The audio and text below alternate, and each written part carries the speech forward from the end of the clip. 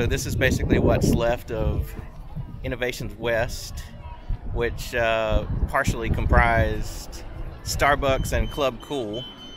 Club Cool would have been the closest thing to us right there, and then Starbucks on the other side. But at this point, pretty much just a skeleton, and it'll be taken down within the next couple weeks or so. So this will be gone pretty shortly.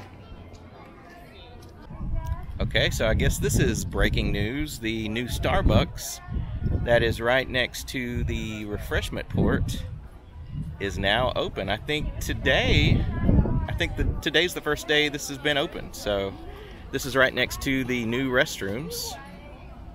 See the new restrooms there.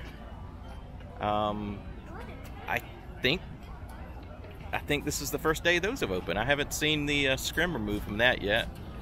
But those are the new restrooms, and there is the new Starbucks. I'm pretty sure that today is opening day, Christmas Day. Not too terribly busy either, it's not too bad.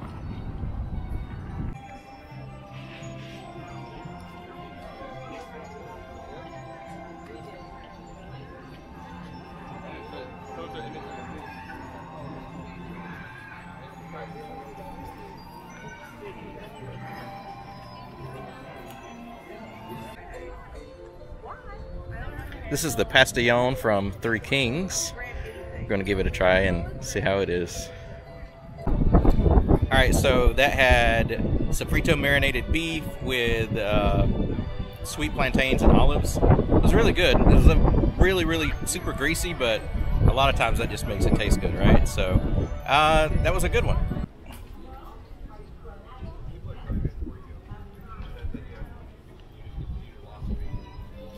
This is one of the storyteller stations in Mexico.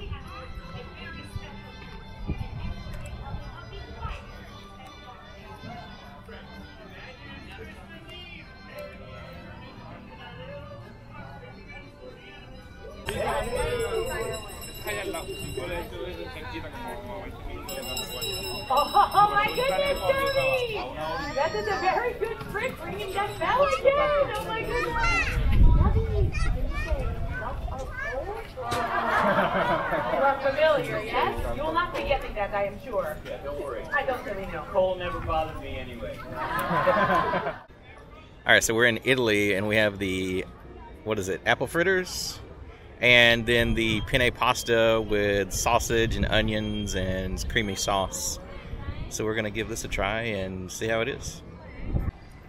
Okay, so the pasta was okay.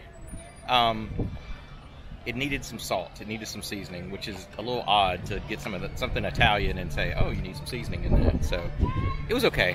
Not great, though.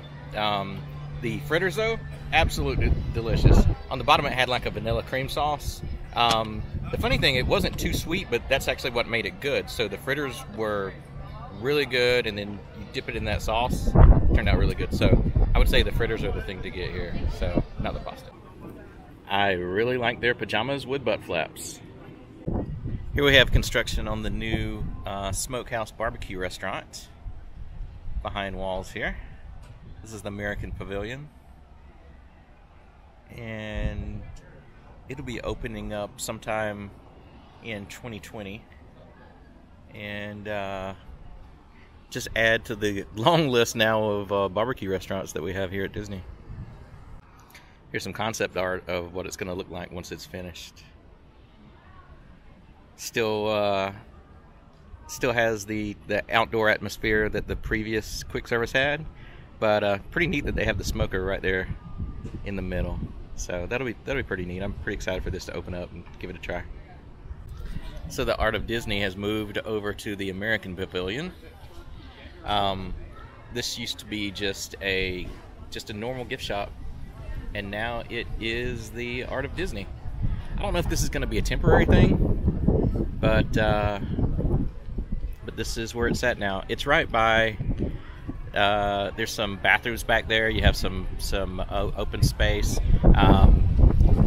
Santa Claus and Mrs. Claus meets right there, and then you have the American Holiday table over here. as part of the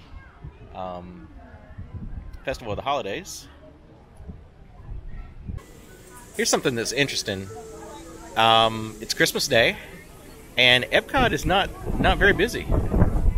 So this is actually lighter than a normal, actual, just regular day at Epcot. So I can only assume that everyone is over at Magic Kingdom, but yeah, this is not it's not bad at all.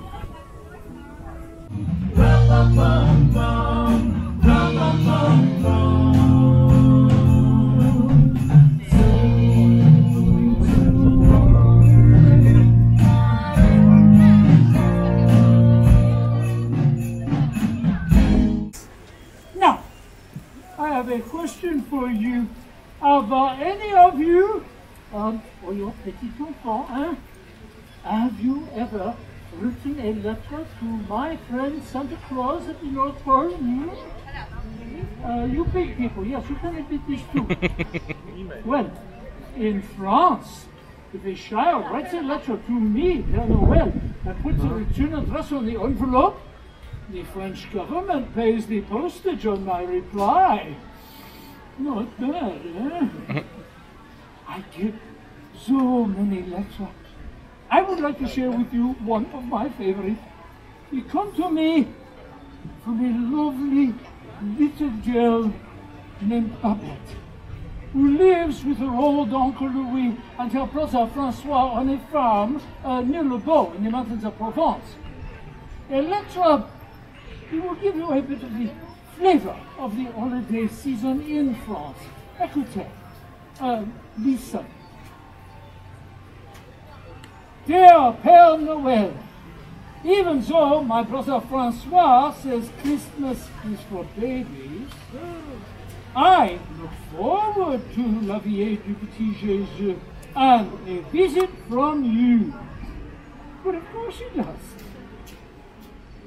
The watch night, Christmas Eve, yes, the watch night. The watch night was a magical evening when my family and I sit in front of the fire, sipping hot cider, and Uncle Louis tells the story of the birth of the baby Jesus. She goes on to say that her brother teases her about her niece.